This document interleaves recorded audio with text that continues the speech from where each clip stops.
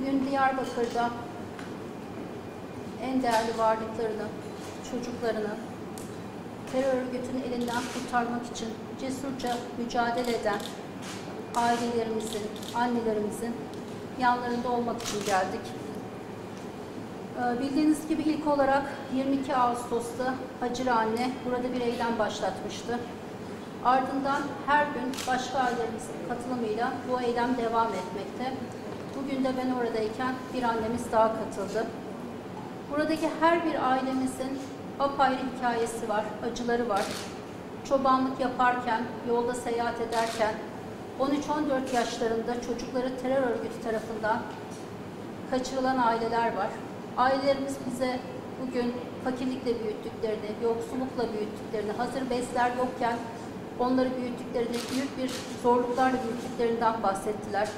Annelerimiz var, babalarımız var ve yürekleri yanıyor, ateş düştüğü yeri yakıyor.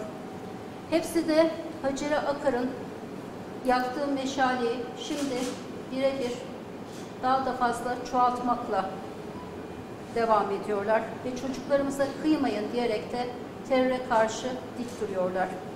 Evlat acısının ne olduğunu her birisi biliyor ki en fazla aileler biliyor, anneler biliyor, babalar biliyor.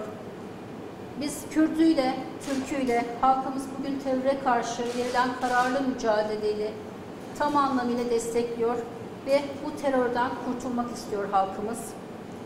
Evlatları terör örgütü tarafından şehit edilen annelerin acısını da, evlatlarını terör örgütüne teslim etmek istemeyen annelerin feryadını da duyuyoruz devlet olarak.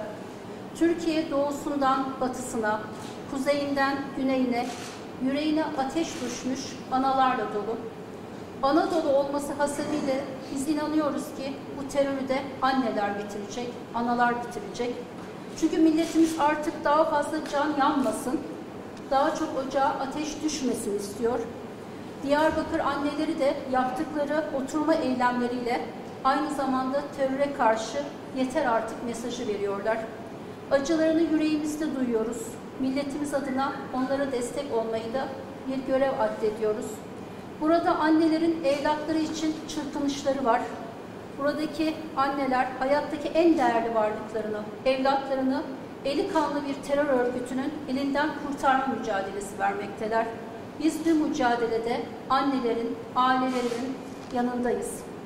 Anneler burada size verecek çocuğumuz yok diyerek destansı bir direnişi sürdürmekteler. Bu sesin duyulması gerekiyor her yerden. Cumhurbaşkanımız Sayın Recep Tayyip Erdoğan'ın da vurguladığı gibi inanıyoruz ki annelerimizin bu onurlu direnişi terör örgütüne diz çöktürecek inşallah. Biz de hükümetimiz olarak ailelerimizin, annelerimizin yanındayız. Ben bugünkü ziyaretimde açık ve net görüyorum ki anneler kazanacak. Zaten bu cesur yürekli kadınları hiçbir gücün susturamayacağını, onları ziyaret edenler çok daha iyi anlayacağını düşünüyorum.